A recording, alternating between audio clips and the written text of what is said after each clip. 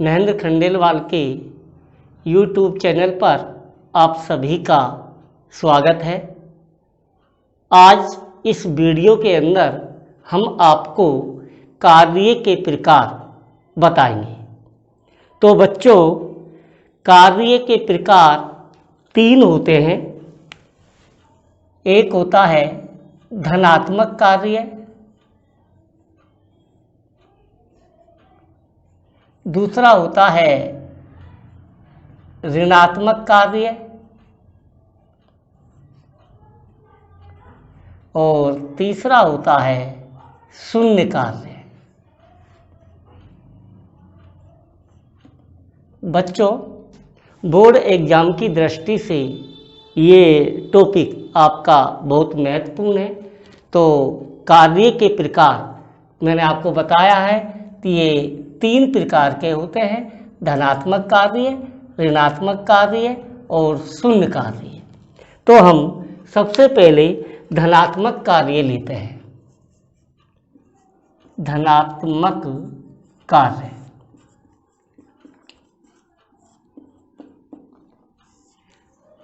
जब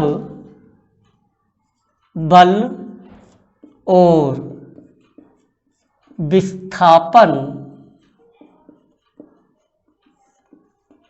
के मध्य कोण 0 डिग्री से अधिक किंतु 90 डिग्री से कम होता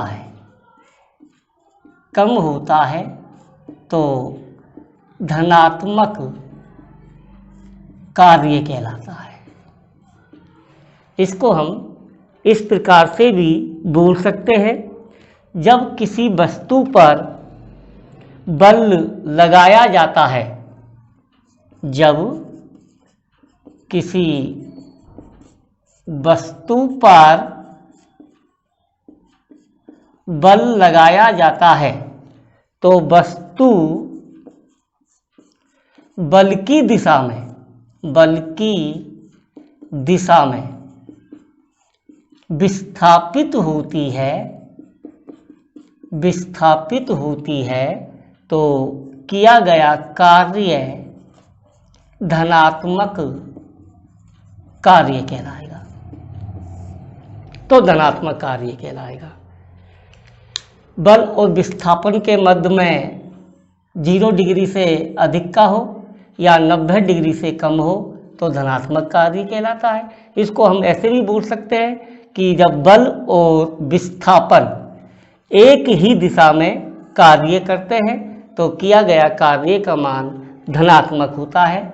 जैसे घोड़ा गाड़ी खींचता है। जब घोड़ा गाड़ी को खींचता है तो घोड़ा और गाड़ी, वो घोड़े के द्वारा जो बल लगाया जाता है और जो गाड़ी का विस्थापन होता है वह दोनों एक ही दिशा में होता है।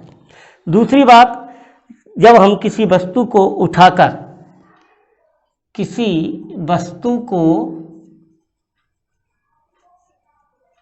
उठाकर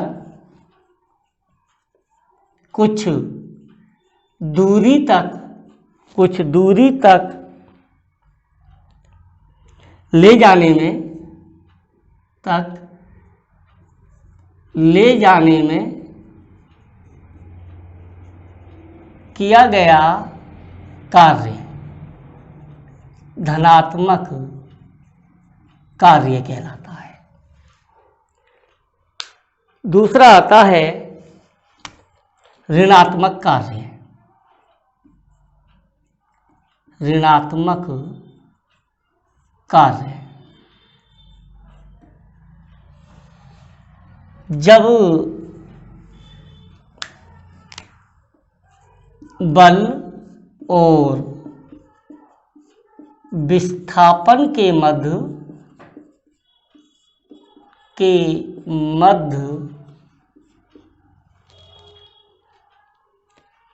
90 डिग्री से अधिक व 180 डिग्री से कम का कोण हो तो ऋणात्मक कार्य कहलाता है। या हम इसको इस प्रकार भी बोल सकते हैं, जब बल और विस्थापन एक दूसरे के विपरीत हो तो किया गया कार्य ऋणात्मक कार्य कहलाता है। जैसे स्कूटर चल रहा है और उसमें हम ब्रेक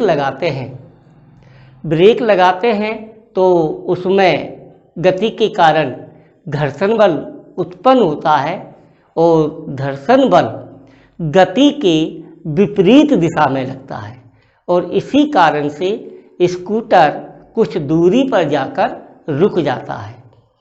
तो ये एक ऋणात्मक कार्य कहलाता है। आपको समझ में आया होगा। और हमारा तीसरा है शून्य कार्य। जब बल और विस्थापन के मध्य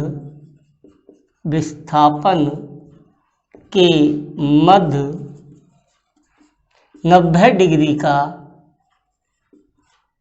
डिग्री का कोण होता है तो किया गया कार्य का मान शून्य कार्य कहलाता है। जैसे कि किसी दीवार को जब हम धक्का देते हैं तो दीवार विस्थापित नहीं होती, इसलिए S बराबर हो गया 0। और हम जानते हैं कि W बराबर होता है Fs, तो W बराबर F इंटू विस्थापन कितना है 0, तो W बराबर आ गया 0।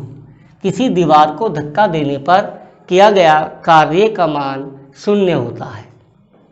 इसी प्रकार से किसी वस्तु पर लगने वाला गुरुत्वीय बल के द्वारा किया गया कार्य का मान भी शून्य होता है। और ये आपका टॉपिक यहाँ पर आकर समाप्त होता है। अब हम बात करेंगे कार्य के मात्रक की।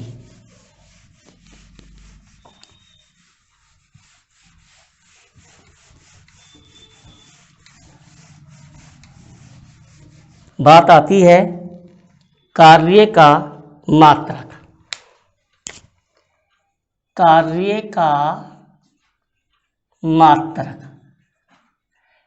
जैसा कि आप जानते हैं W बराबर होता है F इंटू S, तो W बराबर बल का मात्रक होता है न्यूटन और विस्थापन का मात्रक होता है मीटर। और न्यूटन इंटू मीटर को हम कहते हैं जूल।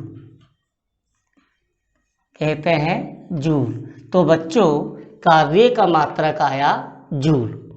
कार्य का मात्रक जूल। अगर हम बल को किस में लें, न्यूटन में, और विस्थापन को हम लें मीटर में, तो कार्य का मात्रक आता है जूल। इस प्रकार से कार्य का मात्रक जूल आता है। अब बात यह आती है, एक जूल क्या है? एक जूल क्या है? एक जूल क्या है? बच्चों, बोर्ड में काफ़ी बार इस क्वेश्चन को पूछा गया है। जब किसी वस्तु पर एक न्यूटन का 1 न्यूटन का बल लगाने पर वह वस्तु 1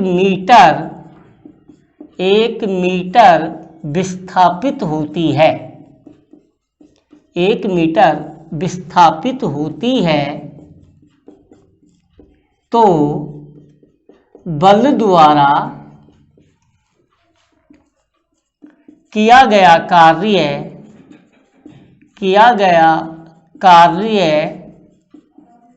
1 जूल होगा। 1 जूल होगा, अर्थात 1 जूल बराबर 1 न्यूटन गुना 1 मीटर। किसी वस्तु पर आप 1 न्यूटन का बल लगाते हैं और वो वस्तु 1 मीटर विस्थापित होती है तो बल के द्वारा किया गया कार्य का मान 1 जूल कहलाता है। यदि हम बल को डाइन में लें और विस्थापन को सेकंड में लें तो कार्य का मात्रक अर्ग होगा। तो W बराबर होता है F इंटू S। तो W बराबर हम बल को लेते हैं न्यूटन में, डाइन में, और विस्थापन को लेते हैं हम सेंटीमीटर में। तो 1 न्यूटन में 10 की घात 5 डाइन होती है और 1 सेंटीमीटर में 1 मीटर में 100 सेंटीमीटर होते हैं। तो 10 की घात 5 और 2 ये आ जाएगी 10 की घात 7 अर्ग। तो 1 जूल बराबर होता है 10 की घात 7 अर्ग। तो कार्य का जो दूसरा मात्रक होता है वो अर्ग होता है। अर्ग कैसे आया? आपने बल को डाइन में लिया और विस्थापन को आपने सेंटीमीटर में लिया। तो 1 न्यूटन में 10 की घात 5 डाइन होती है और 1 मीटर में 100 सेंटीमीटर होते हैं। तो 1 जूल बराबर 10 की घात 7 अर्ग आता है। और अब आती है आपकी शक्ति।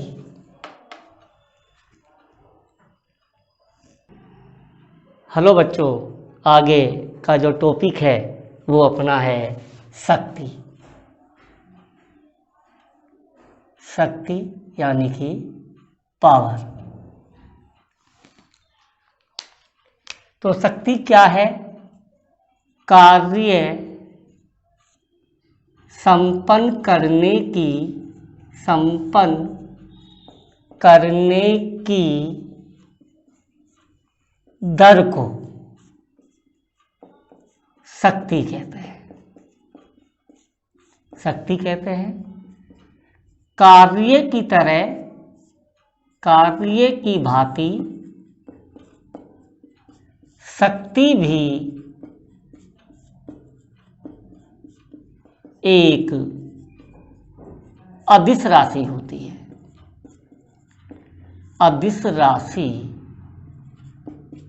होती है। अदिश राशि होती है। W कार्य को करने में T समय लगता है। T समय लगता है तो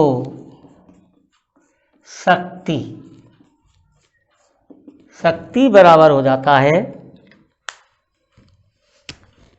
शक्ति बराबर हो जाएगा कार्य बटे समय। कार्य बटे समय। तो शक्ति को हम P के द्वारा व्यक्त करते हैं, कार्य को W के द्वारा व्यक्त करते हैं और समय को T के द्वारा व्यक्त करते हैं। चूँकि कार्य बराबर होता है बल गुना विस्थापन, बल गुना विस्थापन, तो कार्य को हम W के द्वारा, बल को F के द्वारा और विस्थापन को S के द्वारा, तो W बराबर F है। इस W का मान हम इसमें रखते हैं, तो ये हो जाएगा P बराबर एफ एस अपॉन टी। चूँकि V बराबर होता है S अपॉन टी, तो S अपॉन टी की जगह हम क्या लिखेंगे? V। तो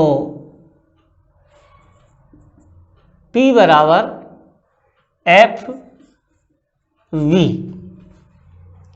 और F बराबर होता है, चूँकि F बराबर होता है M में, तो F की जगह हम क्या लिखेंगे? M में, तो MAV।